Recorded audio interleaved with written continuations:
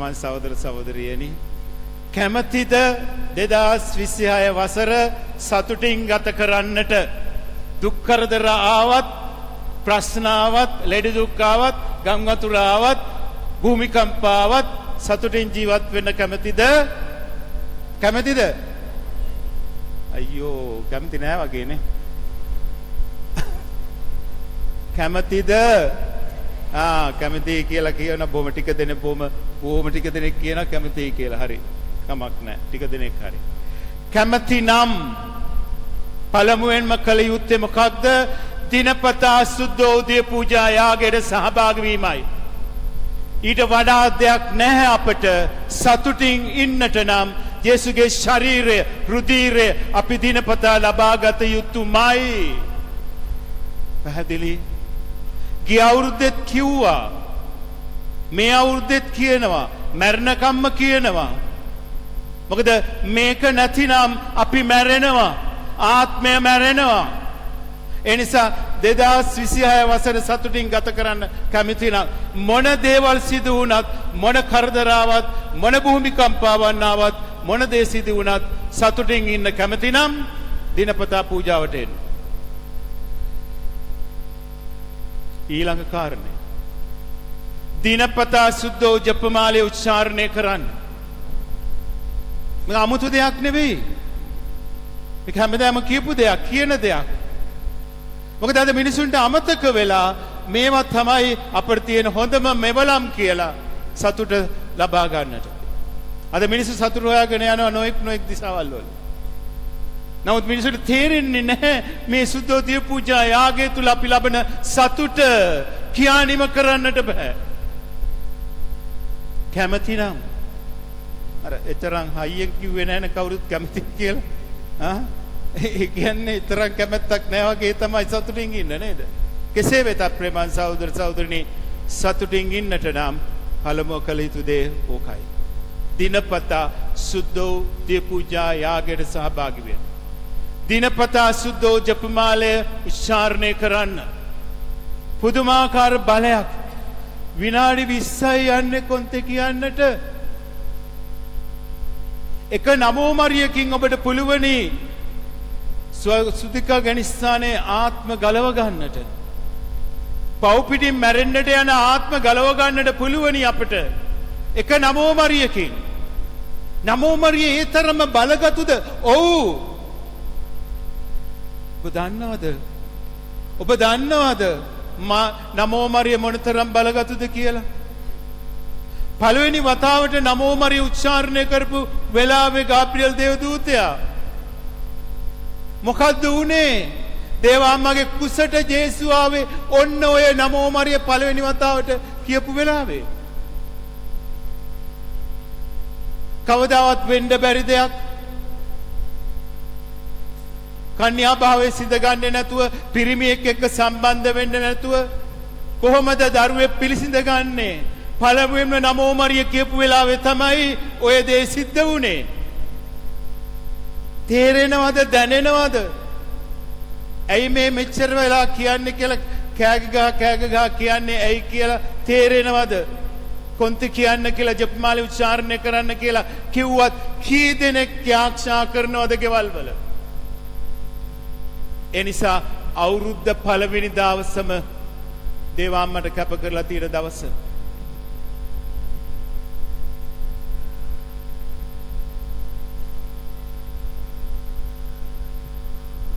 මේගොල්ලොත් කතා කරන්න පටන් ගන්න එතකොට තමයි මටත් ඩිස්ටර්බ් වෙනවා හරි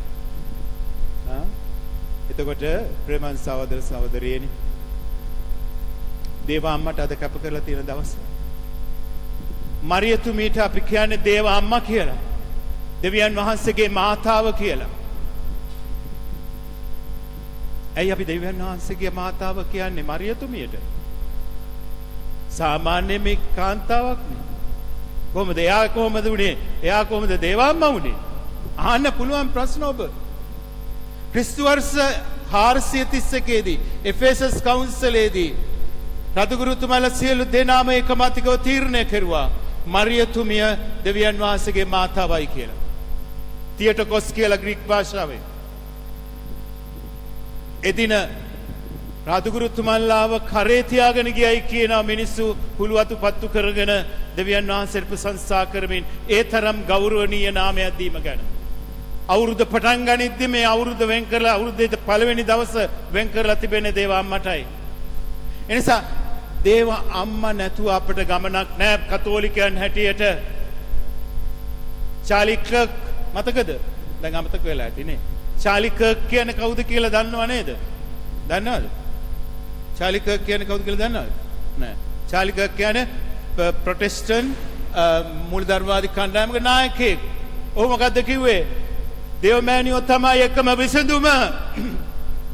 Blessed Mother is the real solution. She is the solution. කවුද මේ කියන්නේ? කතෝලික ස්වාමි කෙනෙක්ද? බිෂප් කෙනෙක්ද?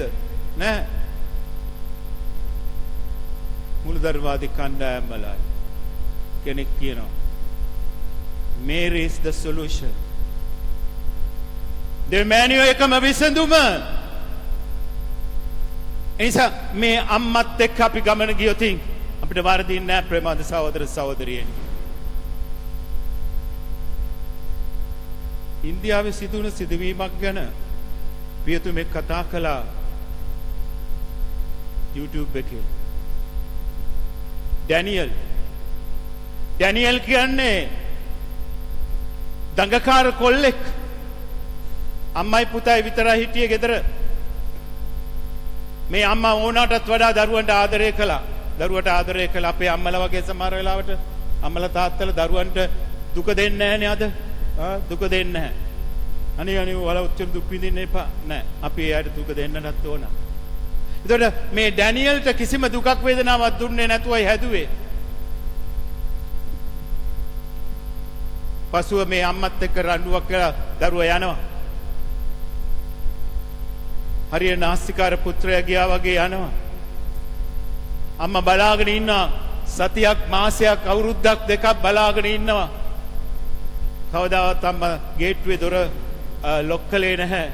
මගේ පුතා කවදා හරි එයි කියලා අම්මා බලාගෙන හිටියා. එක දවසක් රාත්‍රියේ මේ පුතා එනවා. අම්මා පුටුවක් උඩ වාඩි වෙලා ස්තෝප් උඩ වෙලා බලාගෙන ඉන්නවා පුතා එනකල්.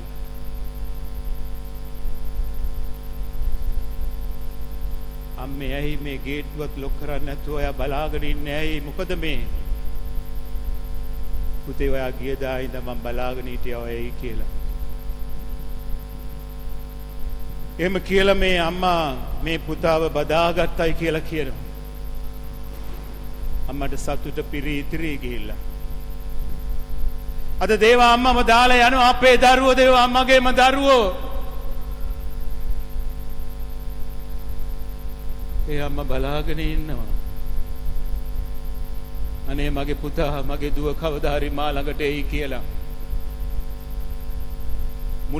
මුලධර්මවාදී කණ්ඩායම් වලට යන අය අම්මාව ප්‍රතික්ෂේප කරලා අම්මගේ ප්‍රතිමාවන් කල්ලා බිඳලා දාලා යනකොට මේ අම්මගේ හදවත පිපිරිලා යනවා. අනේ මගේ පුතා අනේ මගේ දුව මාව දාලා යනවා නේද? අම්මා කෙනෙකුගේ දුක වේදනාව දන්නේ අම්මා කෙනෙක් විතරයි. වෙන කවුරුත් දන්නේ නැහැ. ඒක තමයි මම අම්මා ගැන කතා කරද්දී හැම වෙලාවෙම කතා කරන්නේ මේ ලෝකේ ශ්‍රේෂ්ඨ පුද්ගලයෙක් ඉන්නවා නම් ඒ වෙන කවුරුවත් නෙමෙයි අම්මයි. She is the greatest.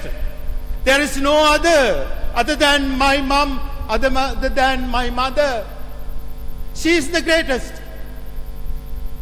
She is the greatest. දේව අම්මා තන්නේ හා සමානයි. For all Catholics, she is the greatest woman for all of us.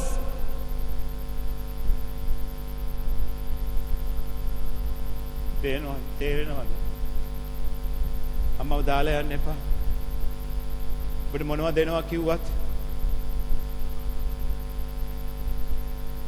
වස්තුව දෙනවයි කිව්වත්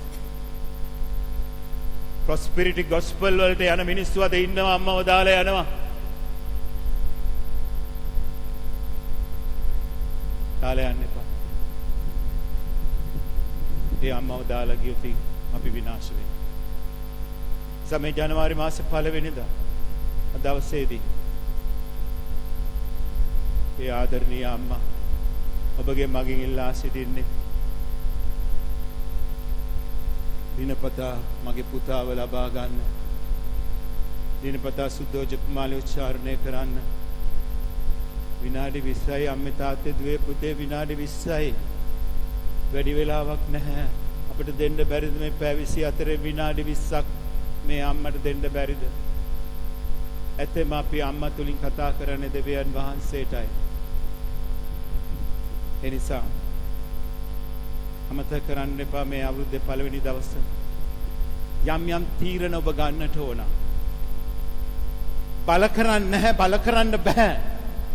හැබැයි ඔබ කෙරුවොතින් ඒ දේ අද මේ 1 වෙනි දවසේ අවුරුද්දේ 1 වෙනි දවසේ ඔබ තීරණයක් ගත්තොතින් මම හැමදාම පූජාවට යනවා.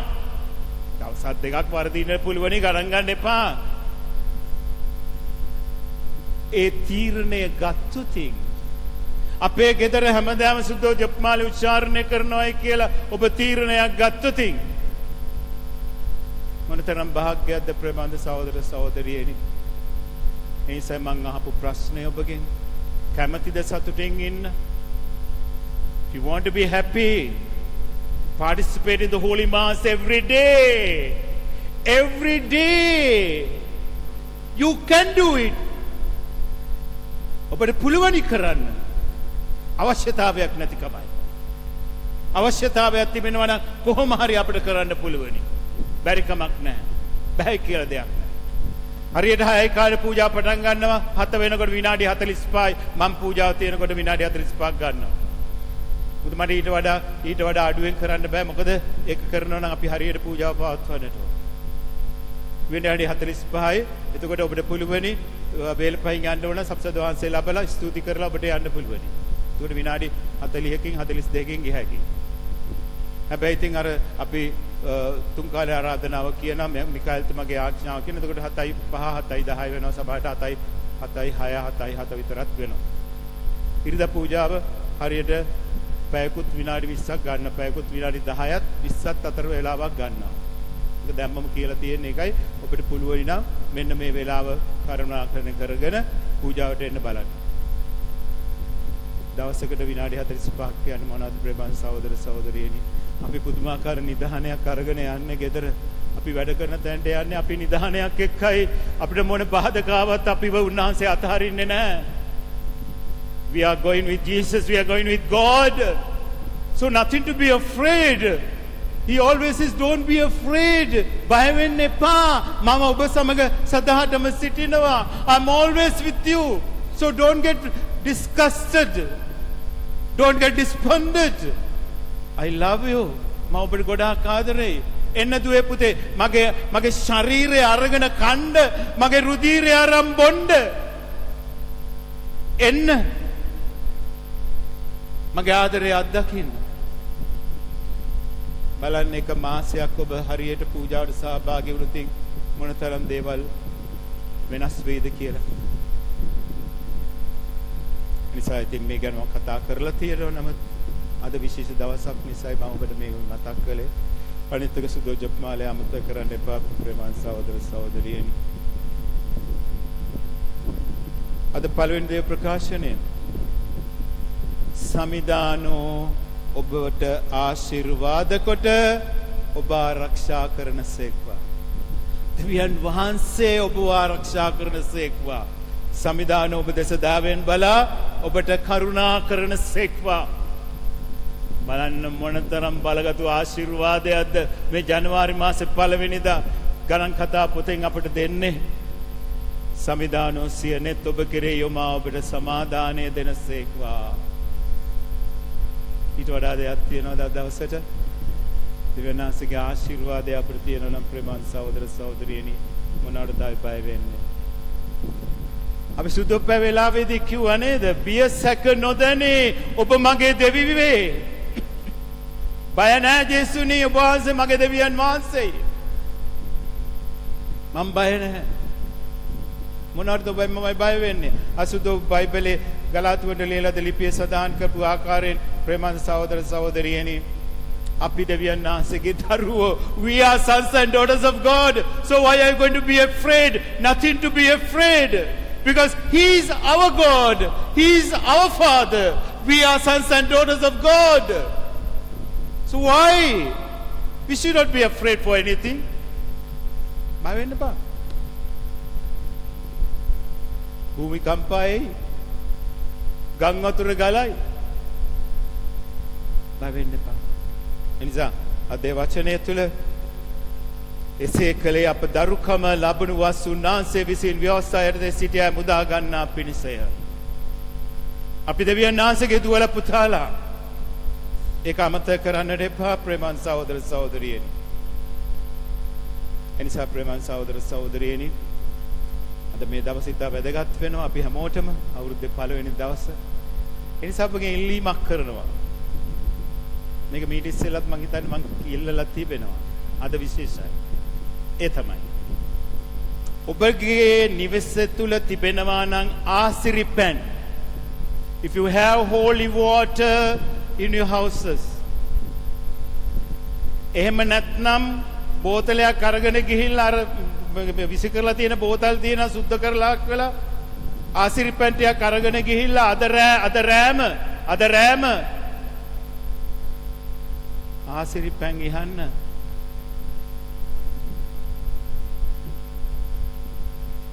ඔබ දන්නවද මොනතරම් බලයක් තියනවද කියලා ආසිරි පැන් වලට? යක්ෂයෝ වෙවුලනවා. පැත්ත පළාතක ඉන්නේ නැහැ යක්ෂයෝ. ආසිරි පැන් ඉහනකොට උන්ට බෑ ඉන්න. උන් කෑ ගහගෙන දුවන්නේ. ඒ නිසා අරගෙන ගිහිල්ලා ආසිරි පැන් අරන් ගිහිල්ලා ගේ වටේට ඉහන්න. පළමුවෙන්ම මහා ගෙදර දොරට ආසිරි පැන් ඉහලා කුරුසේ ලකුණ අඳින්න. ආසිරි පැන් ටිකක් අරගෙන ඇඟිල්ලට අරගෙන කුරුසේ ලකුණ අඳින්න. ගෘහ මූලිකයා හැම කෙනාගේම නළලේ කුරුසයක් අඳින්න ආසිරි පැන් වලින්. හරිම බලගතුයි. හරිම බලගතුයි. නිසා ප්‍රේමන් සහෝදර සහෝදරියනි ඕනතරම් තියෙන ආසිරි පැන් දැන් මම ආපු දා ඉඳන් මෙතන ගැලුන් 10කට වැඩිය තියෙනවා. ඕනතරම් තියෙන අරයි යන්න පුළුවන්. ගිහලා පරිස්සමෙන් පාවිච්චි කරලා නිකම් ආවට ගියාට ඔහෙම යන්න එපා. යේසුන් මම වහන්සේ කෙරේ විශ්වාස කරමි කියලා ආසිරි පැන් ටිකක් ඉසින්න. පුදුමාකාර බලයක් ඔබට අත්දකින්න පුළුවන්. අද රෑ මේ රෑනේ තිබෙන පාන්දර අලුත් දවසක් ජනවාරි මාසේ 1 වෙනිදා. ඒ විදිහට කරුණා කරලා කරන්න කියා ඉල්ලා සිටිනවා. අවසාන වශයෙන් අර බල්ලෙක්ව නේද? ඔබ දන්නවද බල්ලගේ සලකුණ මොකද්ද කියලා? ඒකත් කියලාම අවසාන කරන්න වෙලා ගියාට සුදෝ ඩොමිනික් තුමා අම්මගේ කුසේ ඉන්න වෙලාවේ සුදෝ ඩොමිනික් තුමා දැක්ක සිහිනයක්. නෑ සමහර වෙන්න. අම්මා දැක්ක සිහිනයක්. ඒ අම්මා දැක්ක සිහිනය තමයි තමාගේ කුස තුල බල්ලෙක් ටෝච් එකක් අරගෙන ඉන්නවා. පස්සේ තමයි මේ අම්මට තේරුනේ මේ ඩොමිනිකානු නිකාය ඩොග් කියන වචනයත් එක්ක සම්බන්ධ වෙලා තිබෙනවා. මේ බල්ලා ටෝච් එකක් අරන් යනවා. කුමක් සඳහාද? මේ ජපමාලය විවාහත කිරීම සඳහා. සුදු ඩොමිනික් තුමා තමයි ජපමාලය විවාහත කිරීමට ගොඩාක් උදව් වුණේ. ඉතින් ඒ නිසා මේ බල්ලා ආපු නිසා ඒක මම කතාව කියලා අවසන් කරන්න. ඒ දැක්ක සිහිනය, ඒ අම්මා දැක්ක සිහිනය තමයි ඩොමිනික් තුමා මේ ඔබ ඩොමිනික් තුමාව පින්තූරයක් දැක්කොත් බල්ලෙක් ළඟ ඉන්නකොට ටෝච් එකක් තියාගෙන. ඒ කියන්නේ සුදු ජපමාලය උච්චාරණය කිරීමේ ප්‍රධාන ගෞරවය ඇති වෙන්නේ සුදු ඩොමිනික් තුමාටයි. එසේනම් ප්‍රේමන් සහෝදර සහෝදරියනි දිනපතා සුදු ජපමාලය උච්චාරණය කරමින් දිනපතා සුදු දී පූජා යාගයට සහභාගී වෙමින් අපි ගමනක් යමු. සතුටින් ඉන්න. සතුටින් ඉන්න. ප්‍රශ්න කරදර එයි. නොඑක් දේවල් වේවි. නමුත් කලබල වෙන්න එපා. දෙවියන් වහන්සේ ගොඩාක් ආදරේ දේවා අම්මා ගොඩාක් ආදරේ අර පුතා එනකම් බලාගෙන හිටියා වගේ අම්මා අපි එනකම් බලාගෙන ඉන්නවා. කුමක් සඳහාද? අනේ මගේ පුතා මගේ දුව සුදෝජප්මාල විචාරණය කරලා මාත් එක්ක ඉඳීවි කියන පරමාර්ථයෙන් යුතුව අම්මා බලාගෙන ඉන්නවා දෑත් දිග අරගෙන. අපි යමු අම්මා ළඟට. අම්මේ අපි වා බාර ගන්න කියලා අම්මට අපි බාර වෙමු.